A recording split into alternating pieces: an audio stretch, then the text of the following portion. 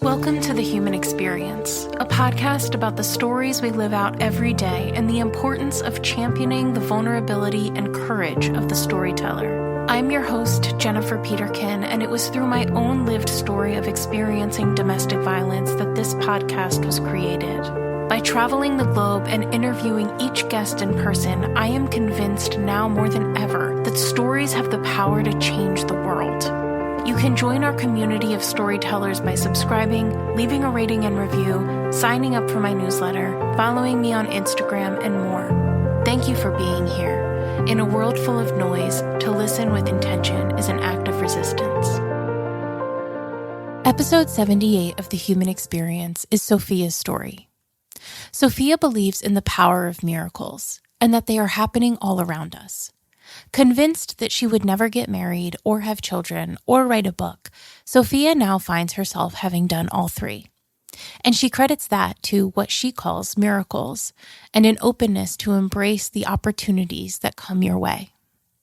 Sophia has enjoyed 3 diverse careers, a decade in architecture that included working with notable 20th century visionary Dr. Buckminster Fuller, running her own couture fashion business, and working as a mental health therapist in private practice.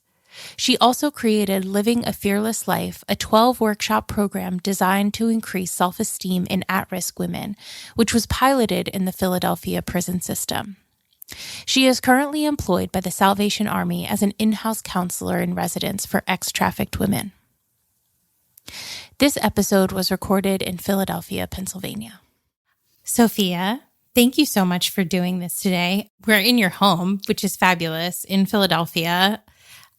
I'm from outside of Philadelphia, so it was really easy for me to pop over here, which is always so nice because I am carrying my equipment into Philadelphia is a lot different than carrying it over to Europe or Africa or Asia or any one of those places. So thank you for having me in your home to talk about your story. Well, thank you for inviting me to be on your podcast. And I am just so impressed that you have this format of going to people's homes. I just find it so, because I've been on a lot of podcasts, but there's something to this in person. Proximity. Yes. Yeah. Proximity matters for sure. I very much believe in its value, clearly, as I am spending a lot of my resources to make that happen. But I truly have seen a difference in this and have just met the most beautiful people along the way. And I continue to be excited about meeting new people and learning new stories. And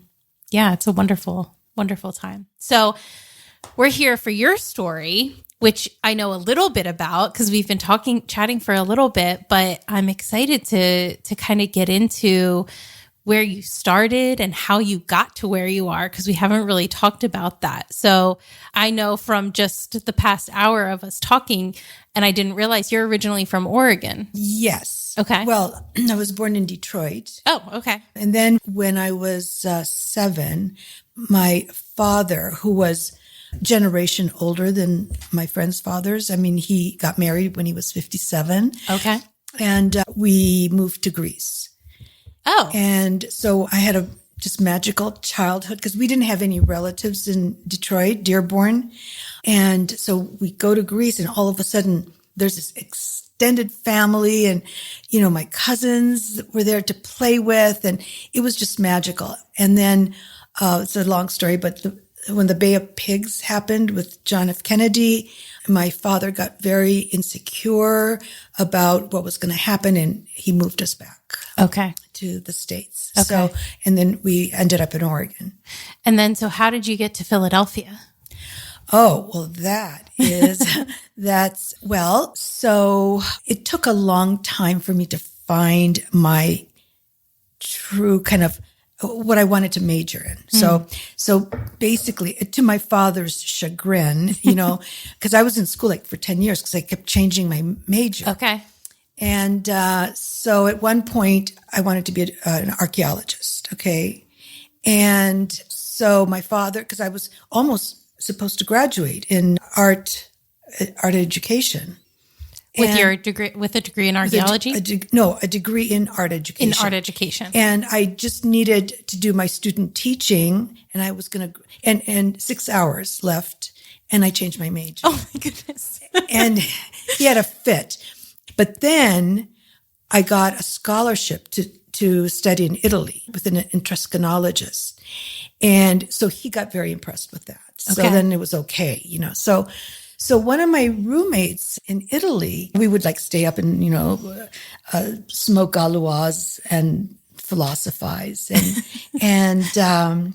So one time, one of my roommates, Ward asked me, if you could be with anybody dead or alive for half an hour, who would it be? And I thought, I don't know, whoever I thought, that's not even the point. So I said, well, who would it be for you? And he goes, Buckminster Fuller. And I went, I knew that Buckminster Fuller had invented the geodesic dome, but that was it. And because I'm thinking, wait, from everybody dead or alive, Bucky Fuller? And so I said that to him, and he gets up and he brings me this thin little book. It was like, I think 40 pages of a poem called No Secondhand God. So he hands it to me, and I read this poem, and I am blown away. Blown away. And he quickly became my idol. Wow. And that's when I decided to change my major and go into architecture. Okay. And my father cut me off financially until I could prove to him that, because if you don't want me to do something, just tell me I can't do it. And then I will show you, So what happened, a friend of mine came over. He was a president of the student union. And he says, guess who's coming? Because I read everything about Buckminster Fuller. And he says, guess who's coming to lecture on Tuesday? I said, Buckminster Fuller. And he said, would you like to come with me and pick him up at the airport in Portland? And I'm like, what?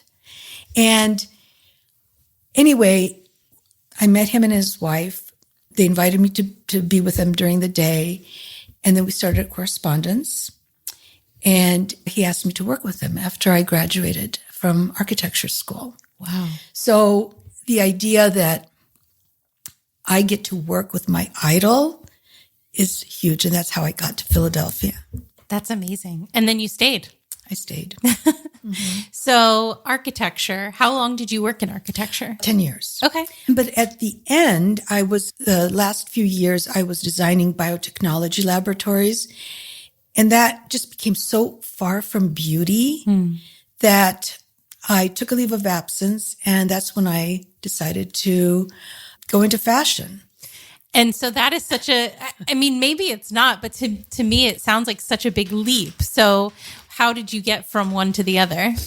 Well, it was interesting. A friend of mine who had his own interior architecture business went to work for a firm. And so he turned over his projects to me. And one of the projects was to design a store. This woman was opening, and she had a lot of fashion experience as a buyer. And so what she did, it was called One Night Stand, and she would buy these really expensive, beautiful designer gowns and rent them out. Okay. And so we just decided after, I designed, finished the design for her, we just opened it up together. And that was my initiation, although I sewed from a young age. Okay.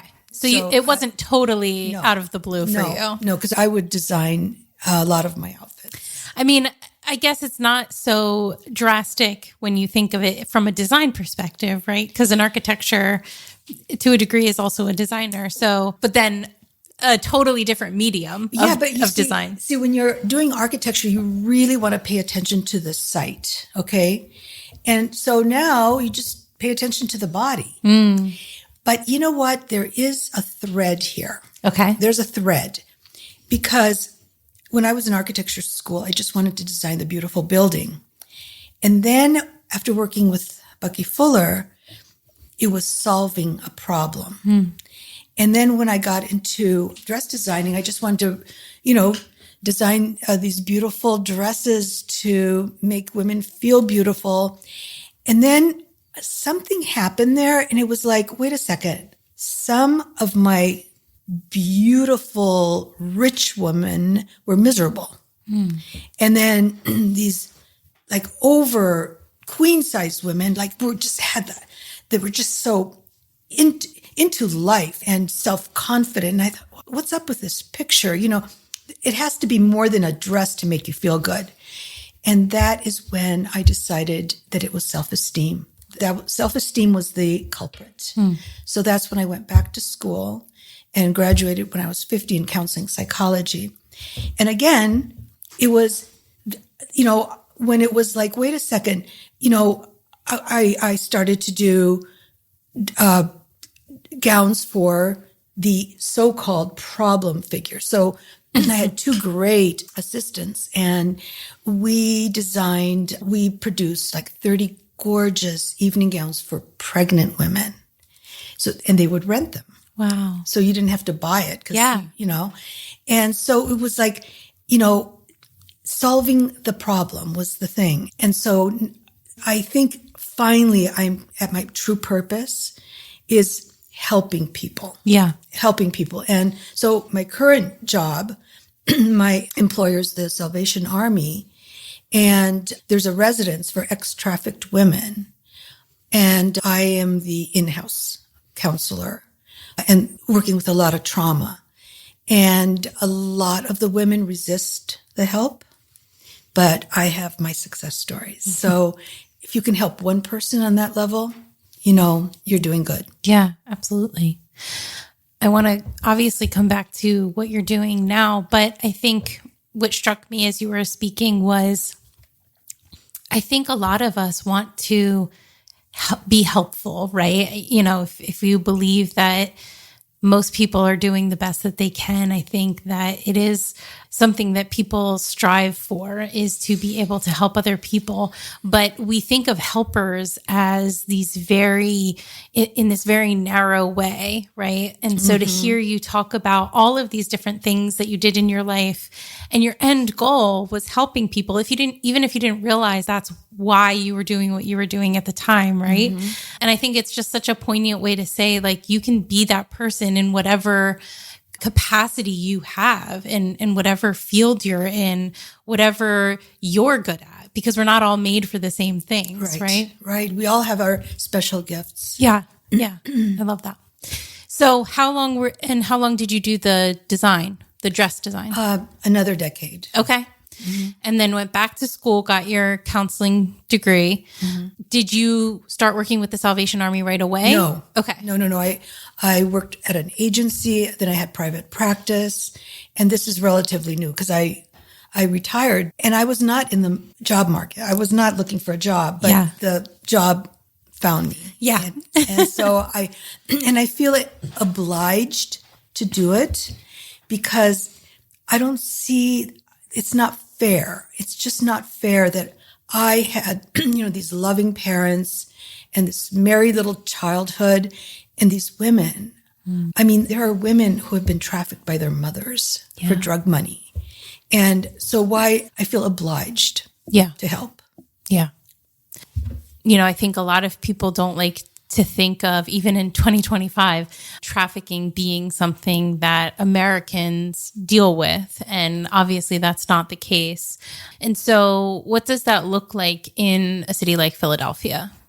In terms of, how do people get help? How do people get found?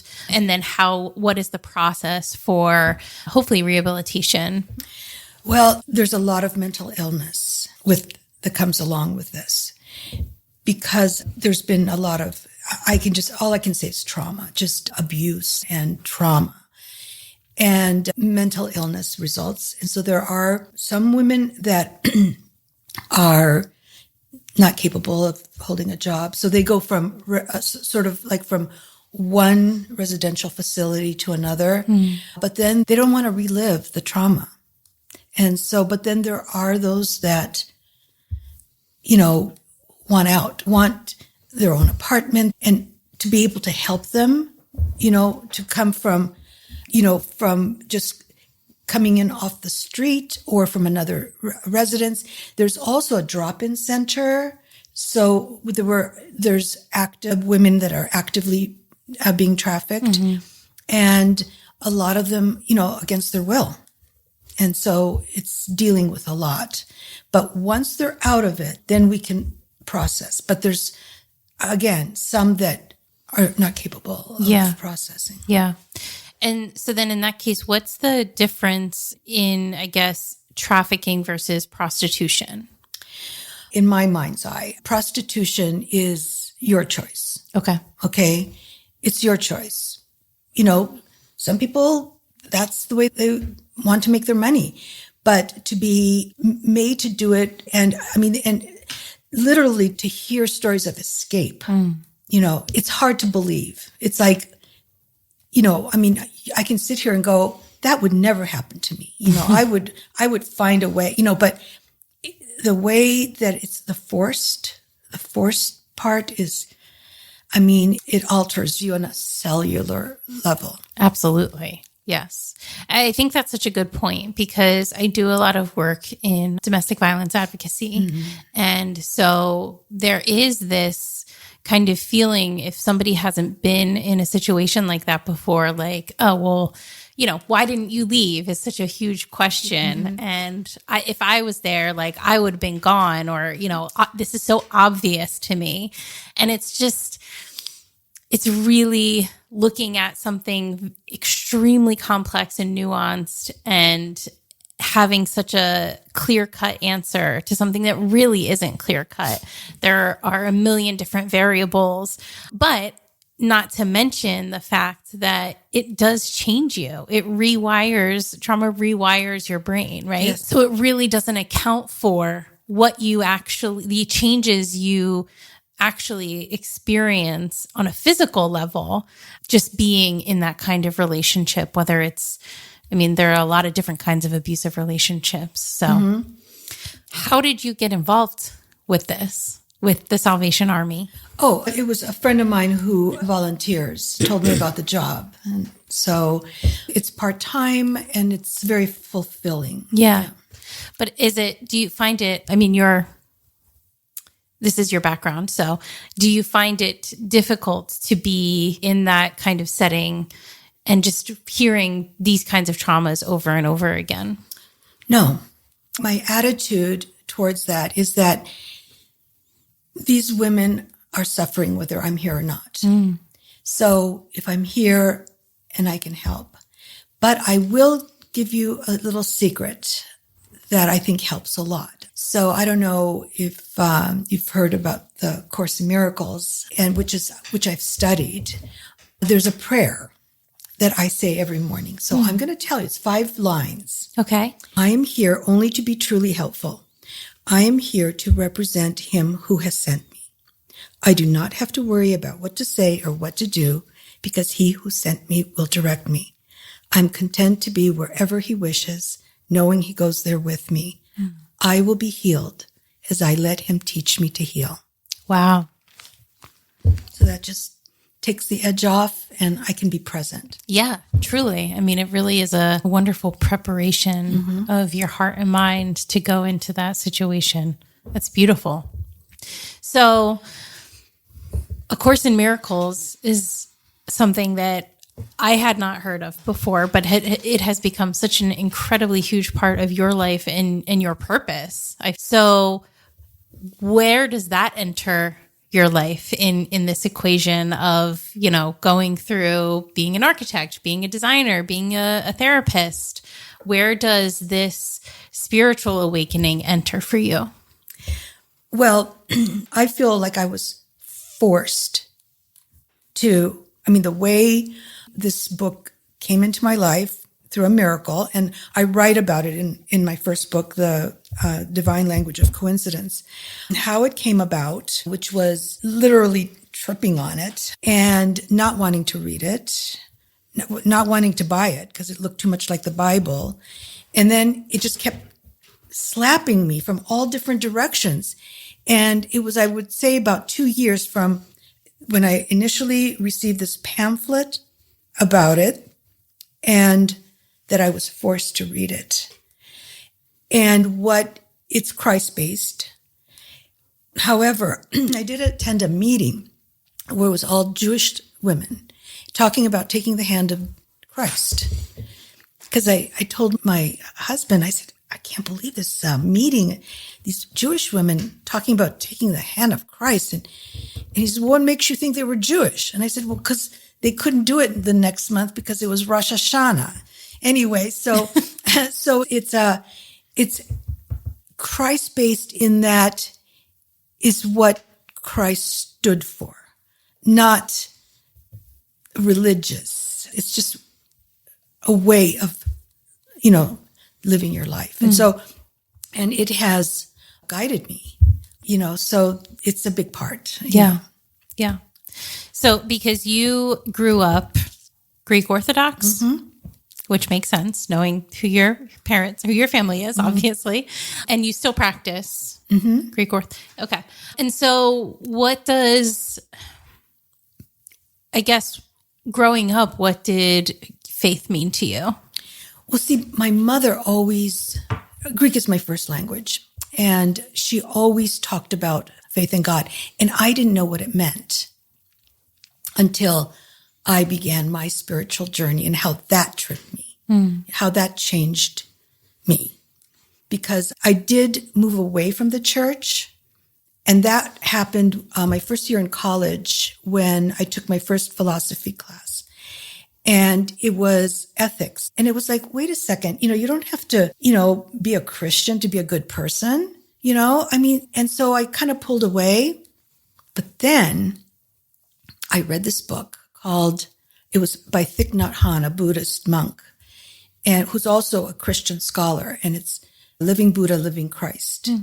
And that got me to turn and to realize that all the major religions, the concept, the philosophy is really the same. It's about how we treat each other, Yeah. Yeah.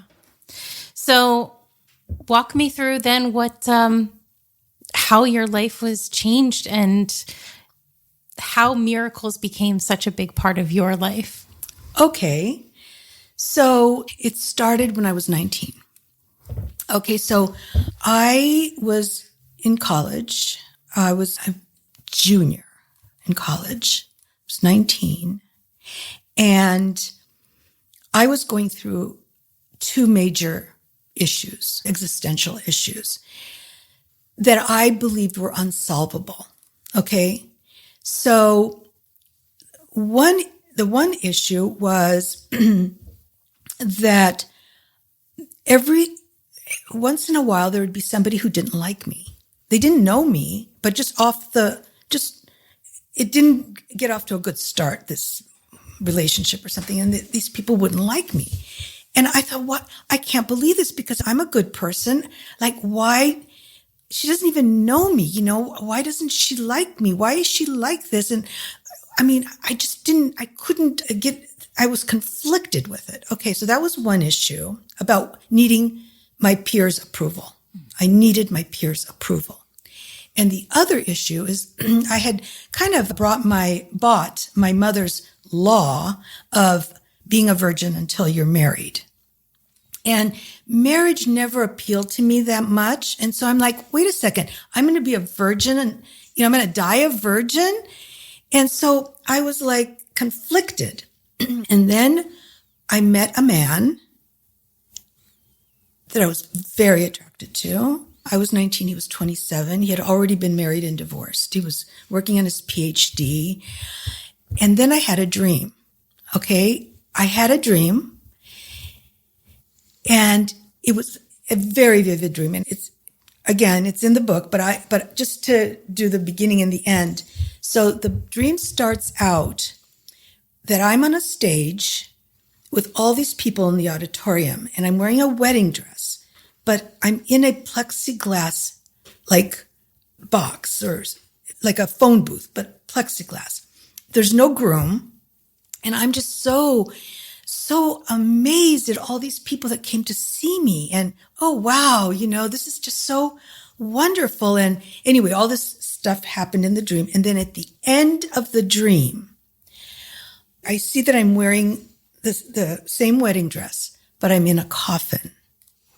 And these people are coming by to pay their respects. And anyway, this thing happened at the end that some people wouldn't look at me, some would. And so I wake up and I'm in a tizzy because I thought that this was, foretelling my imminent death, And I was so in such a panic that it was 1:30 in the morning and I went to this man's house. And I told him the dream. And what he said to me was, this has nothing to do with physical death.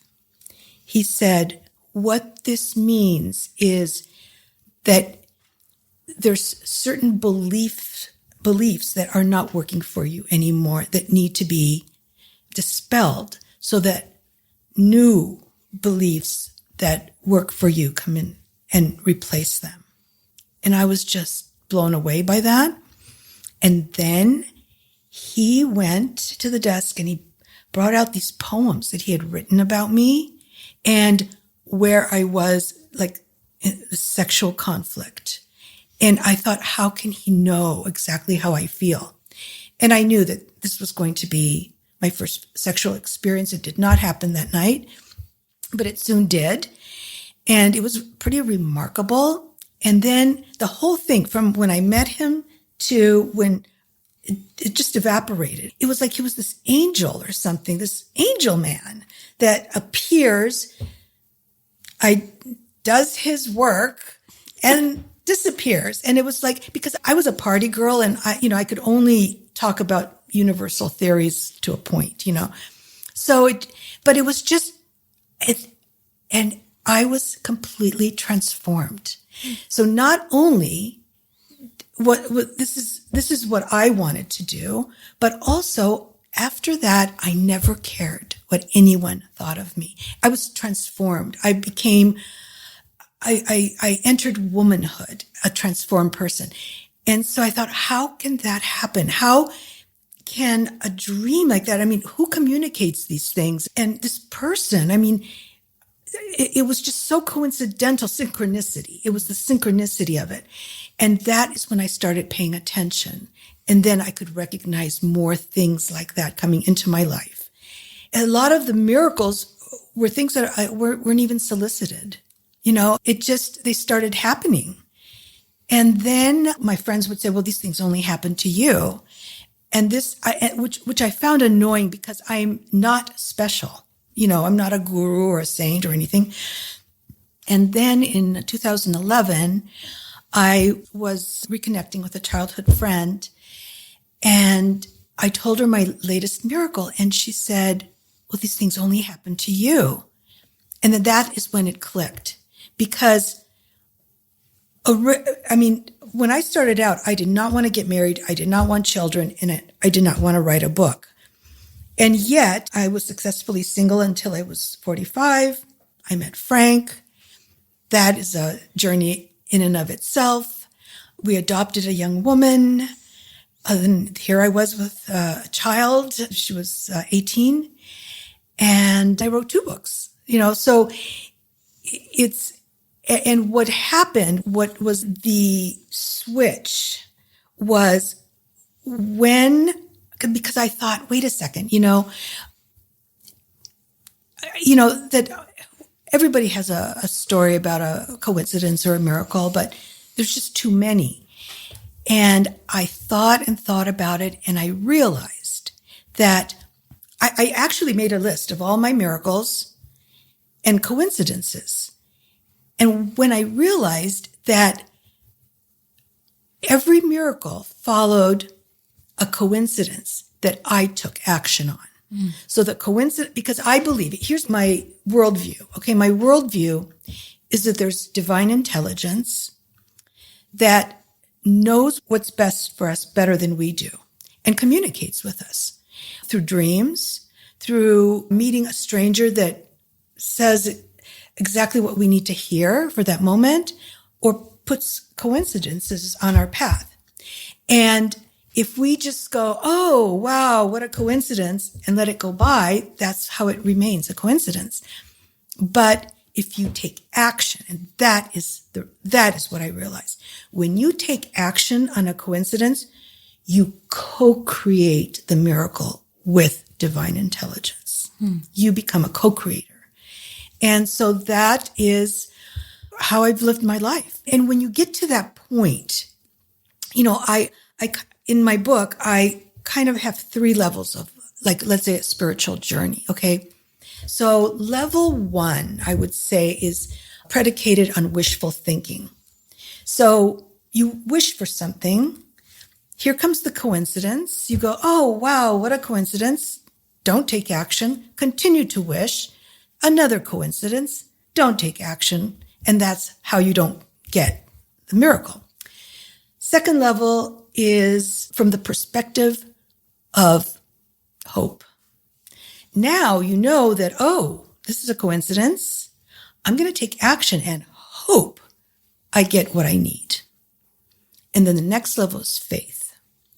Is that, and when you reach that level, you're not worried about anything.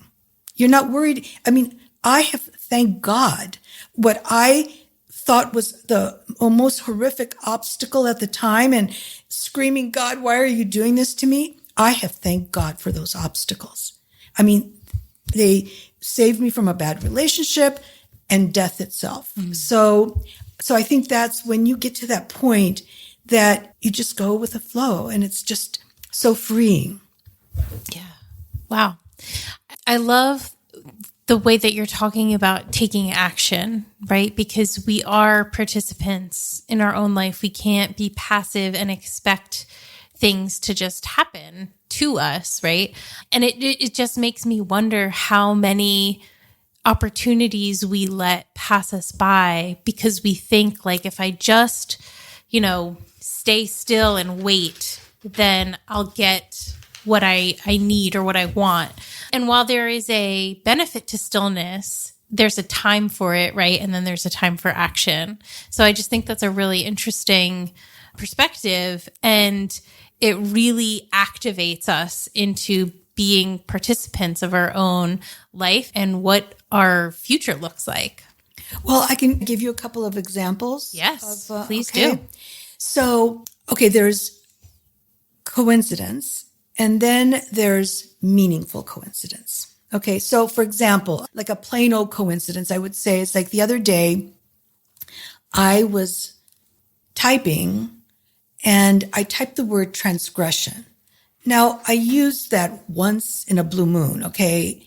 And then just as I'm typing transgression, somebody says it on the TV. I'm like, wow, from all the words in the English language, what a coincidence. But does it mean anything? No. Yeah. Okay. But here's 2 things. And I don't believe that one miracle is bigger or better than the other, although maybe some are more important. So these 2 events happened just before our wedding. Okay. So Frank and I decided to get married on 4th of July, and the wedding was 4th of October. So it was 3 months to plan. So all the venues were taken, music, was tough to find. And I thought, oh, well, we'll go through somehow, And so this happened just before. Okay. So there's two things. And then maybe you can tell me which one you think is stranger. Okay. Okay, so the first one, I dial my friend Anne, and a man answers who's not her husband. And I just said, is Anne there? And this guy says, Sophia, is that you? It's Jerry. You called me. Look, I'm really late for a meeting, and can I call you later this afternoon? And I'm like, he had a Greek accent, and I knew this guy socially. Okay, and somehow he recognized my voice and tells me this. And I said, Jerry, you have to promise. You have to promise that you're going to call me back, okay? Promise me. And he says, I promise. I'll call you back. I said, what is your phone number real quick? I had misdialed the last digit. And I get somebody that I know, okay? So he does call. And we were talking, and I told him about the wedding and, trying to find a place. And he says, he happened during maybe 3 or 4 years, he happened to own the Barclay Hotel on Rittenhouse Square. And he gave me the ballroom. Oh my. For free, except that I had to invite him and his girlfriend to the wedding, and then threw in the presidential suite for 2 nights. Okay, so that is one. The other one is I get a call at my studio from this woman, and she said, "Is it Sophia?" And I said, "Yes." And she says, "Well, I found your driver's license." And I said, "Oh, okay," with snow, and I don't like to hold on to bags, like purses or anything. So I have everything in my pocket. And lo and behold, I don't have my driver's license.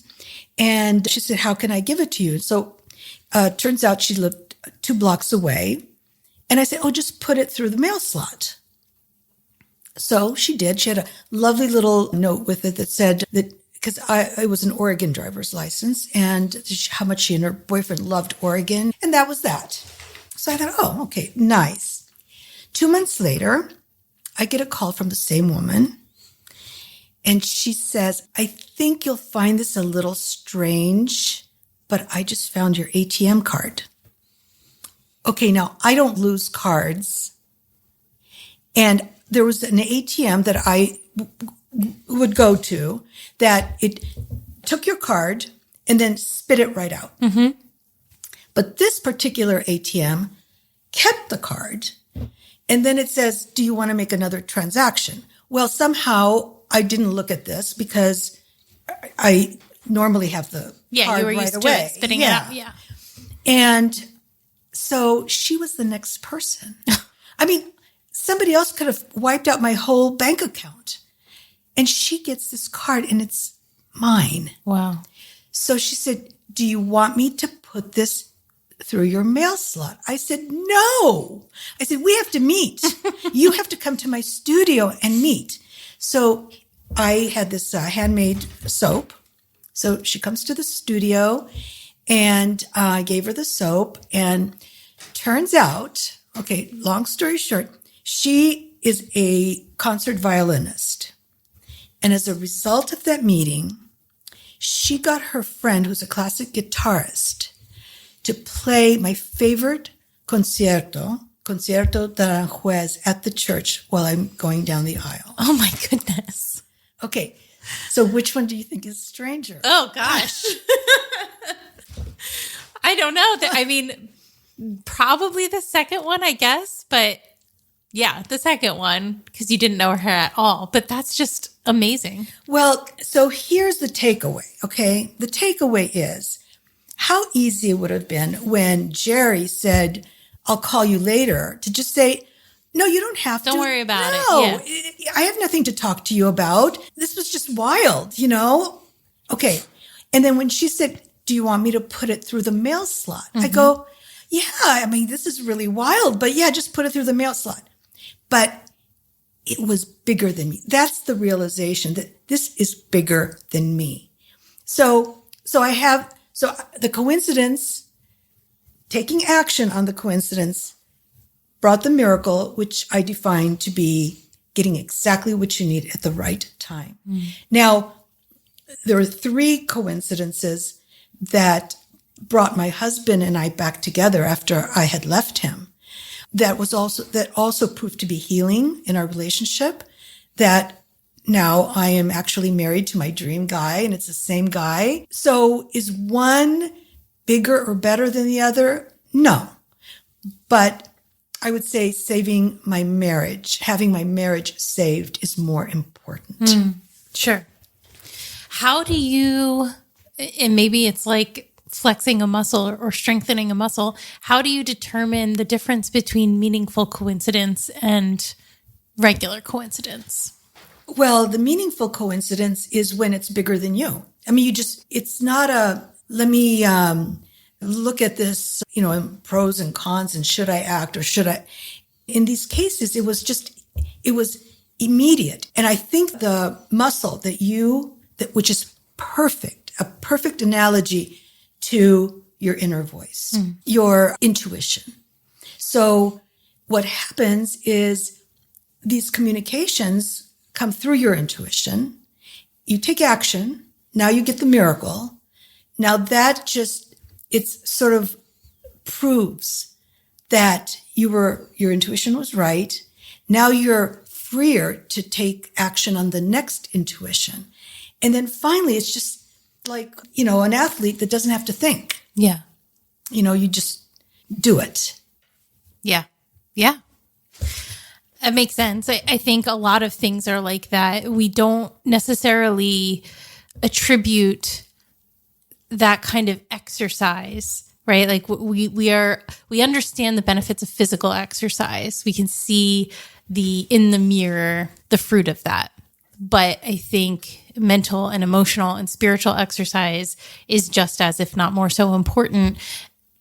But we're not necessarily told that. That's not necessarily culturally, at least in the American greater culture, is something that is prioritized. And so I think having these experiences where you realize, oh my goodness, this is such an important part of my life, and look at what it has, how much fuller it has made my life, how much richer it has made my life. I think it's just such an important piece of the puzzle, to the whole picture of humanity. Well, in the Divine Language of Coincidence, because it's a memoir, all the miracles are pretty much chronological, but there are 2 chapters. One is titled Please, which is about prayer, and the other one is Thank You, which is about gratitude. And the events in those chapters are thematic. There's a theme to them. And what I have come to realize, and it happened when I realized that in Greek, the Lord's Prayer does not contain the word forgiveness, which when I realized it, I just couldn't believe. And I really paid attention to the Greek version. And it turns out that if you don't know the Lord's Prayer in the Greek version, you're gypped, because there's so much that has been lost in translation. So what I did in the Please chapter, I retranslated the Lord's Prayer to get back to that nuance. And it got the stamp of approval of a Greek theologian.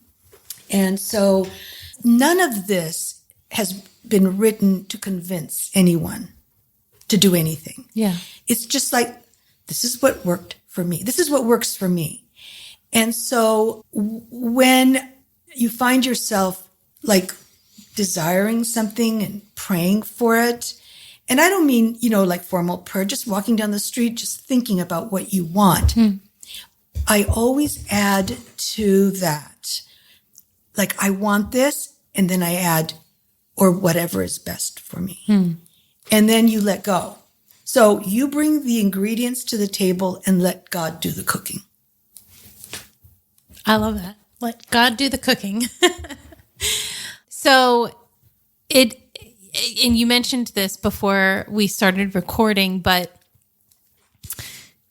all of these things that you thought you didn't want out of your life and you ended up having, and it's ended up making your life better, or it's been what you couldn't have even imagined. Exactly. Right? And I can't imagine not having these things in my life. Like, it truly brought me true happiness. I mean, that if I had practiced my free will and resisted, look what I would be missing out on, you know? And what I would like to notate is that, well, I knew scientists studied consciousness. I had no idea that they studied coincidence. So both of my books now have gotten the attention of scientists. Interestingly, so there's this outfit in the UK. It's a Scientific and Medical Network. And they invited me to be part of their group, these scientists who study paranormal events, as the only non-academic, non-scientist. And interestingly, they're really interested in the first book about the coincidences. But they were not, they showed no interest in the second book, which, well, it was all part of one book, but there were so many events that I couldn't cram them into one book. So I plucked all the ones that had to do with death. So that's my second book, Consciousness Beyond Death. And so like these scientists, they can write about near-death experiences because they've been researched for decades. But I'm not touching your, book with a 10-foot pole. And then lucky for me, just before publication of the second book, a new field of science cropped up, ADC, after-death communication. So now they're all interested in the book. Wow. Mm-hmm. What has that been like for you? How did they get in touch with you? Or did you reach out to them? I was thinking this the other day. No, actually, for some reason, I got an email, sort of announcing an event that piqued my interest. And I wrote back. And the executive director, invited me to, he does a book review every month, interviews a scientist and talks about the book. And so he had me talk about both books, and then it just grew from there, So I just feel so fortunate. Yeah. What does it mean to you to have scientists specifically interested in what you're doing? Is it validating in a way that you didn't necessarily think about, when you were going through this and writing the books? Well, you know what? I think that they need me as much as I need them. Okay? Because yes, you're absolutely right. They validate my experiences, but I validate the research. Sure. So yes, in fact, they invited me to help plan and participate in the Synchronicity Summit. And it was so well received that they published a book called The Playful Universe. And my essay is included in the book. And when you read some of these essays, they read almost like these sort of conversion, like I thought like a materialistic scientist, and now these experiences have changed my worldview. So it's life-changing for them. So basically they are catching up. Yeah. They're catching up. And so it's nice to see that you can be a scientist and believe that you can have a communication with a divine intelligence. Yeah, they're not mutually exclusive. Exactly. Yeah. Mm-hmm. Yeah. Have you been to the UK to visit them? No, okay. It's all virtual. Would you want to? Ever since this COVID thing happened, it seems like my world expanded. And so I really don't have the need. Yeah. I mean, it would be nice, like if I'm there, but not to go there. Yeah. Yeah. But it would be nice to meet them. Yeah. Yeah. That's wonderful. So what then what's the next step? What does the future look like? Are you still working with them? Is there more work that you're collaborating on together? Well, now, just now, because of this new scientific field, ADC, they are starting to delve into after-death communication. And lucky for me, the book is already written. And so we'll see where that goes. Yeah. Yeah. That's very exciting. Did you ever think that this is where you would be in your life, or No. Yeah. No, but I just feel so fortunate that somehow, I listen to the signs, and I don't think I can feel more grateful. I don't think, and I do believe that gratitude is the highest form of prayer. But every time you say thank you and every time you say please, you are communicating with divine intelligence. And I would say, keep doing it and keep trusting. And I believe that if you go back to how did I meet my husband? How did I get this job? And think of if I hadn't done this, maybe it wouldn't have taken me to that, street corner Sure. or cafe or, whatever. So I think that people who may say, oh, well, why don't I have these experiences? Well, if you start paying attention, you may find that you've already had them. Yeah. Yeah. What would you suggest for people to start stretching that muscle, to start kind of tuning into what's going on around them and paying attention so that these meaningful coincidences don't pass them by and they can start to take action? What would you suggest to somebody? Well, I think you are communicated by your intuition.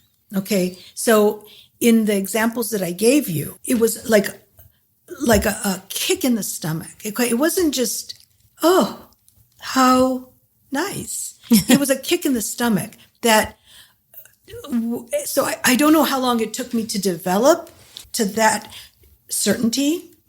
Yeah. But it's here. So it is when you feel this. I mean, if your intuition is telling you to go rob a bank, I feel like your brain should kick in. Let's hope so. But when it's on this level, it's like you just, question and then do it. Mm-hmm. Take action. Yeah. I think from hearing you talk, part of kind of tuning in is being open to possibility, right? If we're so rigid in what we think our life is supposed to or going to look like, or even what we think we deserve, and limit ourselves in that way, like we limit what we cap ourselves into. Mm-hmm. Okay, like this would be the best thing that I could ever receive. And if I get that, like I'll be happy. And it really just like doesn't even touch the realm of what's possible. And, so I think maybe we do ourselves disservice when we, kind of try to draw too many parameters around what our life is going to look like. Exactly. And so going back to, my 10 years in college, okay, so the right thing to do, right, according to my parents, is to graduate with this degree in art education. And what flipped that was I had another dream. It was like a very brief dream. And it was the doorbell rang. I answered the doorbell. It was the mailman. He hands me an envelope. I open the envelope and it's my license to teach. And I look at it and I go, I don't want to teach. And I tossed it into this little wastebasket. And I woke up and I went and changed my major to art history because there was no archaeology department. So it's paying attention to what speaks to you and not being afraid. See, I could have been afraid once I was in art history to go into architecture, but it was so strong that it didn't matter what other people said or that my father was cutting me off financially. I went and did it. Yeah. I got financial aid. I got jobs. I did it. So it's almost physical. Yeah. It's almost in the gut. Yeah. Yeah. And I think too, you touched on this just now, but in your story before about needing the validation of other people can be such a limiting thing. And now I do believe we're all human to some degree. We do need that type of connection, but there are always going to be people that don't understand what you're doing. And I think that's probably because they've never been in the same situation or they've never tried to do something, the outside of the parameters that they've drawn for themselves for whatever reason. And so I think that it is important to realize that approval is so fleeting anyway, that if that's what you're chasing, you're always going to be chasing it, right? Yes. So I do have a question that I ask everybody at the end of each episode, which is, through the lens of your experience, what does compassion mean to you? Compassion is getting out of your way to look at another human another way and to recognize what their need is. And to, if you can't find the words or something to be with them, just be with them. Yeah, I agree. Meeting people where they're at. It is a hugely effective and incredible way to support other and people. And that goes without judging. You know, we're humans, and I am the first human, right? I mean, I can say, "Oh, don't judge," and then I see somebody, you know, that is wearing something, and I go, oh, "That's so inappropriate." In 2 seconds, I forget, you know. But then because I've been there, I can quickly come back to non-judgment. Yeah. So yes, you go and meet the person where that's what Jesus did. Mm-hmm. Yep, exactly. Without asking them to change to be with him, right? Exactly. And then they'll come to understand. Yeah. Change is naturally occurring Yeah. when you feel safe, loved, and known. Yeah. And if you don't feel loved by other people, you love yourself, you know? Yeah. Sometimes that's the hardest lesson to learn.